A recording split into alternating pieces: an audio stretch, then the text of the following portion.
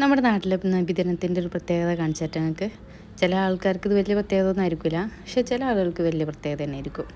ഇത് നമ്മുടെ മദ്രസിലെ 2 മദ്രസത്തെ കുട്ടികൾ ഇതുപോലെ വരിയായിട്ട് ഇങ്ങനെ വരും കേട്ടോ. ഇവിടെ അവലും വെള്ളം കൊടുക്കുന്നുണ്ട്. ഈ അവലും ശർക്കരയും തേങ്ങയൊക്കെ ഇട്ടാണ്ടുള്ള വെള്ളം കളിക്കലാണ്. ചിലർക്ക് അറിയായിരിക്കും, ചിലർക്ക് നമ്മൾ മലപ്പുറം ജില്ല അവലും വെള്ളം കളിക്കുക എന്ന് പറയും. ഇത് കൊടുക്കുന്നത് ഒരു ഹിന്ദു ഫാമിലിയാണ് കേട്ടോ.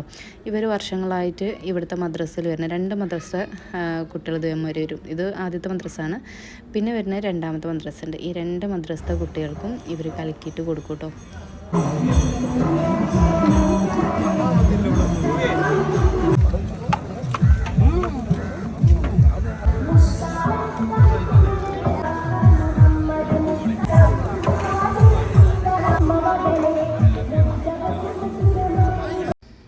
അന്ന് ഓണം ഉണ്ട് കേട്ടോ. തിരുവോണം കഴിഞ്ഞിട്ടുള്ള പിറ്റത്തെ ദിവസം ഏതാ ഓണം എന്ന് എനിക്ക് അറിഞ്ഞൂടാ.